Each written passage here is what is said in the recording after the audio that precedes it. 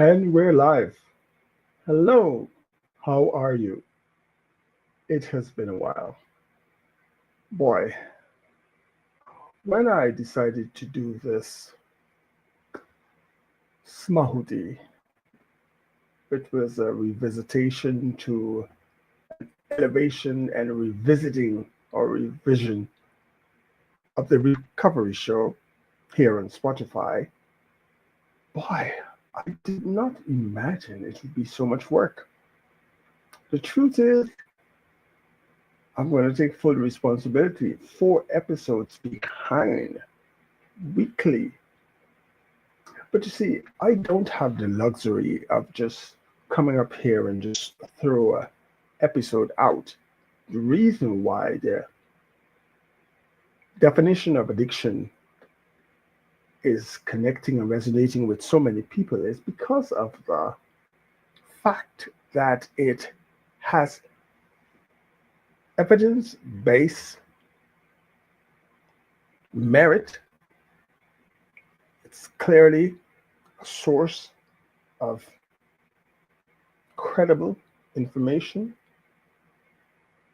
And that only happened because I do my due diligence to make sure that what I put here and that people will take away can impact life, can change life, can impair life. So I take it seriously the time I spend making sure that whatever I put out, I can stand by, that it can make a difference in someone's life without much work to understand what is being put forward. That said, it is time for episode 4 of the recovery show Smahudi, where drama therapy meets comedy for recovery and longer term behavioral change. And we've been doing this, and if you're just joining us, this is the 4th episode, and this episode is entitled Fight, Flight, Freeze, Fawn. What's your stress response? Yes, what is your stress response? I've been meaning to support those of you who have made New Year's resolution, and this is the 3rd month. How are you doing? Where are you at with your New Year's resolution? Where are you at with your recovery after some structured or some formal system of change, whether it was counseling, whether it was counseling therapy, or just life skills, or you just cold turkey stopped and decided you're going to make some behavioral change? Well, we have to be realistic. You arrive at that place where there was a loss of control, some element of loss of control, in that you couldn't just self regulate and things were out of control, and you decided, well, you've got to put it back into control. And so you've either decided for New Year's, well, it's New Year, new you, or you've had some treatment. I've decided after 12 years of working in the field of addictions and working with people for various behavioral change that I just want to support people on the back end to help with the relapse prevention and the longer term sustained behavioral change maintenance management. That's the area I want to work with for next couple of years, but it's aligned with what I've done some research on for the last couple of months with regards to the World Health Organization's definition of what's your mental health. There's so much misconception and misunderstanding, misinformation about mental health as against mental health related illness. I've decided to put some emphasis on that, and so I've taken my entire small change clinic Life Skills Academy, along with a bit of the Laughing Therapist Life Skills Academy and my RAPsoul.R Behavioral Change Clinic, now captured in a mind spa super app. A mind spa that is not a place nor a space, but an experience. Just like the mind is not a place, it's not a space, it's actually the activity or the functioning of your brain. So the mind spa is the replication of what actually happens in your brain as an experience. Okay, that's quite a lot. Let's just jump into today's episode for the Recovery Show Revisited, Revised, and Elevated as a Smahudi. And for today's episode, we're looking at fight, flight, freeze, and fawn. What's your stress response? Well, let's break this down. Life is about constantly being called on to adapt to the moment, and that brings with it what we call stress. And we have to respond to the stress or the stressor, and that ultimately determines our mental health state of being. I've been able to simplify this because using the World Health Organization definition of your mental health as a state of being and well-being, I set out to find a way to make this more accessible to the average person and to help with the World Health Organization action plan to transform globally everyone's mental health to be integrated with the primary health care delivery by multi-sectorial delivery options by 2030, with the action plan that started 2013 should have been to 20. They've had to extend it to 30. So we have the action plan, which is Action Plan 2013 to 30. So for the next 5 years, we all collectively, all member states, signed on that they're on board to work with the World Health Organization's action plan to transform mental health for all. So we all have a responsibility. I've decided that the work that I'm going to do with the back end of people in recovery, or more specifically, working with what I've come to understand as the foundation of most addiction or addictive thinking and behaviors, is the thinking, the addictive thinking. And that's where I hang out. For those people who I've worked with, who've seen significant change and who've gone on to maintain a new way of being, state of being, it's because we went for the juggler. We went for the addictive thinking, the maladaptive or the adaptive or default or predisposition that people revert to when faced with stress or stressors, or more so, their response to perceive stress, because stress is a mechanism within the body that, quote unquote, rushes in to support you when your mind perceives something that is happening in the now moment as something you may not have all the tools to respond to. And so the body releases certain chemicals, adrenaline, cortisol, and that is there to help you either fight with whatever is there, fight. And we don't necessarily have to get physical and very vocal and loud and to fight. We can fight in different ways. It simply means engage. Engage to overcome or to deal with whatever is there now. You can fight with it, you can engage with it, or you can choose to flee from it, avoid it, or just freeze. And then there is Fawn.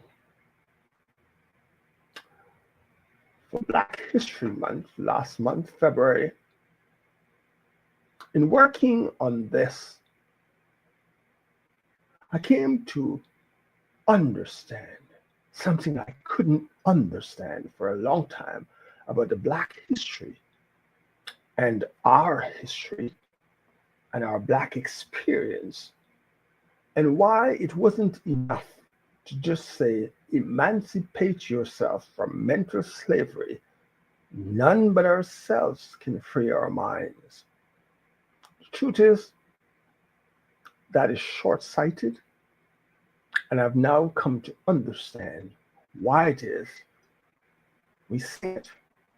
Most of us mean it, but yet we don't make a significant shift in our experience collectively to emancipate ourselves from mental slavery.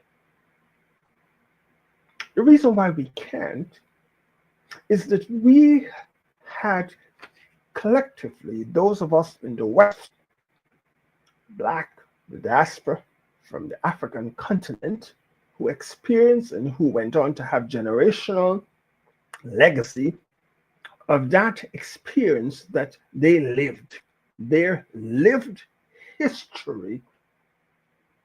That's right. Their lived story, which is now our Black history, that mental health state of being they had to embody, take on, so that we can say today, we survived it somehow. Well, there are those who didn't, who were made to be an example whenever there was fight or whenever there was flee. They were used as examples, and the predisposition that collectively those who survived took on, there you have it. That was the revelation I got for Black History Month. In putting together this, we took up a predisposition for freeze and fawn. I get it now. I get it now. Our predisposition to be in freeze mode, state of being, fawn mode, state of being, freeze. We think if we clash with the environment, that which is coming at us will just disappear. That's usually freeze. Or if we people please and do whatever will make us be lighter. People please, so it will be seen as in unison with, even though it might be against our better judgment and for our experience or state of being. We do that and we develop what is commonly referred to as a learned helplessness. Let's take this and put it for the elephant who is conditioned in a circus to sit still with a rope. Initially, conditioning by tying the rope to something that whenever they tried to move, they couldn't, and after a while they give up. Learned helplessness, fawn. I get it now. It's more than just emancipate yourself from mental slavery. The equivalent of that would be the residential school situation and the history here in Canada for the Aboriginal and the Native Indians, who you didn't just say emancipate yourself from the residential schools. We went a bit further and we put systems in place to support them to try to get beyond that. And that's the reason why the World Health Organization's definition of your mental health state of being does not just stop with you. It stops with environmental factors, socioeconomic factors, and that ultimately determines your mental health state of being. So when there's a series of articles, reports, and certain findings coming out that show that Black Canadians' mental health state of being is so marginalized in so many ways and not given full,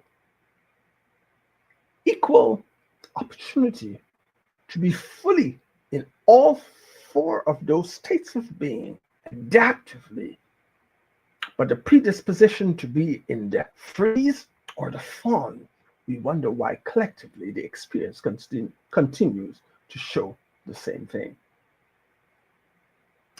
I did that bit for Black History Month. Yes, it would have been in February, but I decided not to. There were too many things happening that I couldn't just sit with Black History Month when the lived experience said something totally different. But that's a different story. But I'm proud that I didn't just sit down and take it in freeze or fawn. That said, hello, my beautiful people. Welcome back to Rice and Peace for the Soul Revisited. And peace. I'm your forever jovial host, Mr. RAPsoul.R, Mr. Rice and Peace for the Soul Revisited, bringing you your soul food for your mind and your emotions and your well-being and being, as well as your behaviors. If you're just joining us, you might want to rewind and check out the first 3 episodes where we introduced Ralph Solomon, the overthinking king of meltdowns that started with his burnt rice and peas, and learn how to calm the monkey mind and accept our emotional weather. Those were the first 3 episodes. Like I said, this episode we're dealing with how you respond to stressors, with your stress response. Because what zaps you is not the stress. Like I said, the stress, the phenomena of stress within our body, that arousal of adrenaline, of feeling there is an energy flowing to engage with the moment so that we can survive the moment, that is there as a protective mechanism. It's not there to harm you. How you respond to it inappropriately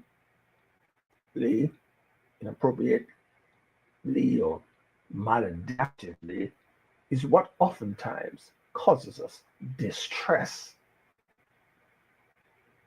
The stress in and of itself is there to protect us, to support us, to get beyond the moment, to survive the moment.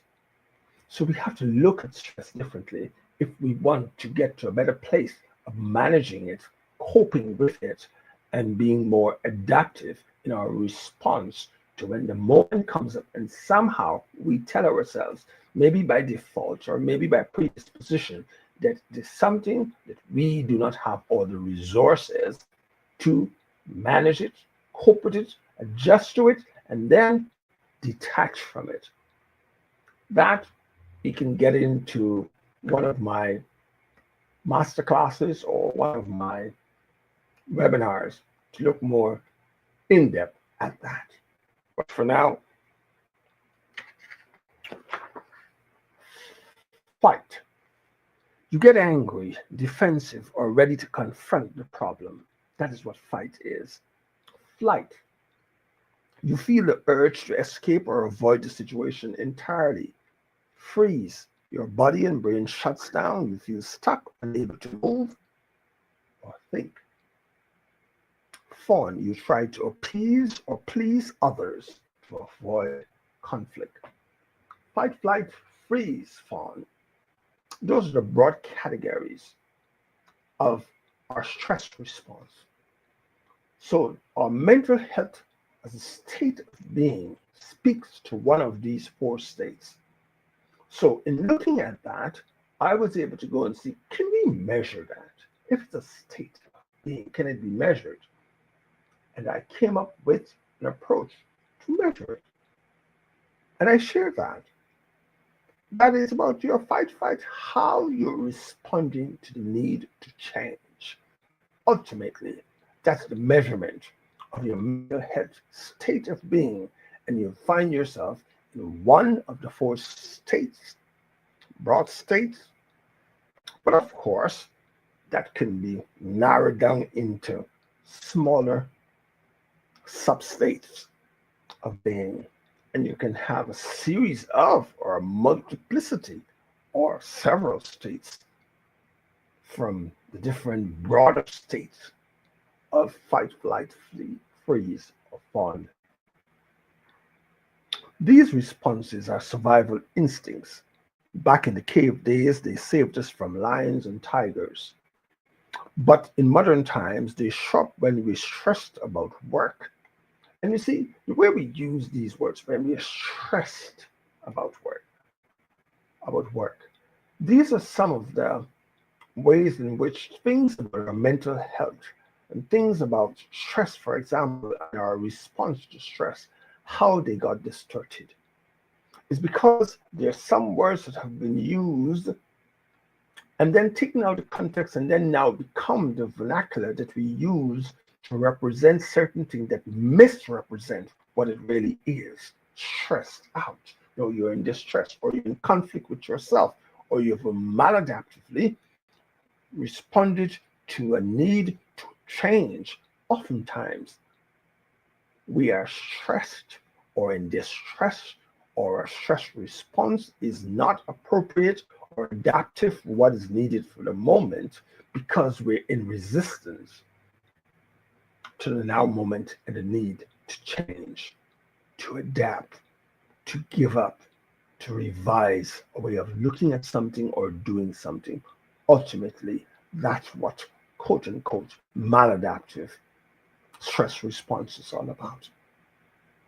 Unwillingness to embrace that there is a need to see this moment independent of the past or the future, but just see the moment for the moment. And the truth is, we don't have to worry too much. And I think the Christian teachings speaks to this very well. Take no thought for tomorrow. There's a power in that statement. It's not to be complacent or to be totally irresponsible about the fact that, well, why don't you wait for the next day? That day is presented to you. But those things take care of themselves then.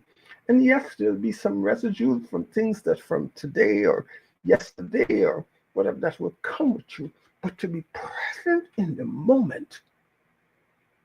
The Buddhist teachings and some of the Eastern philosophies and religions speak to this so well. To be mindfully aware. To be mindfully aware is to give up thought of yesterday and tomorrow and to be fully in the present of now. The thing to remember is this: your stress response is automatic, but your response to it is up to you.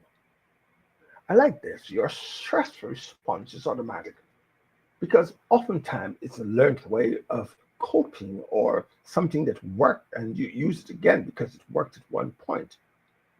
But is it serving you is the question I like to ask. Is it serving you? What is it doing? Yes, you use it one time and it worked. You use it again. Is it working? Is it serving you? Is it getting you to experience more of that which you would like to experience? I like to say. If you can look at it that way, you will see if it's adaptive or maladaptive, if it doesn't serve you or get you closer to experience that which you would like to experience. You can train yourself to notice when it happens and gently guide yourself back to calm. Let's look at a bit of a small tool and tip: the pause, breathe, respond method, or small bit. All right, it's a tool time today. I'll give you the pause, breathe, respond method, small bit. A simple trick to help you manage stress when you feel your fight, flight, freeze, fawn coming on. How do you deal with that? Hello? 1 second, please. Hello? Yes, 1 second. Yes.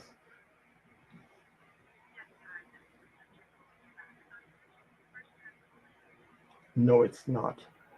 Just 1 second. I was in the middle of doing something, but I knew it was you calling and I didn't want to miss the call. Let me stop that.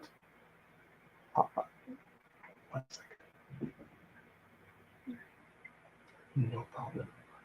Actually, it was a podcast I was doing, but no problem. I'll stop it. I'll continue it later on. This is more important. It will take so much stress out of my life, so I can get back to this at a later stage. In fact, I'll do it in two parts.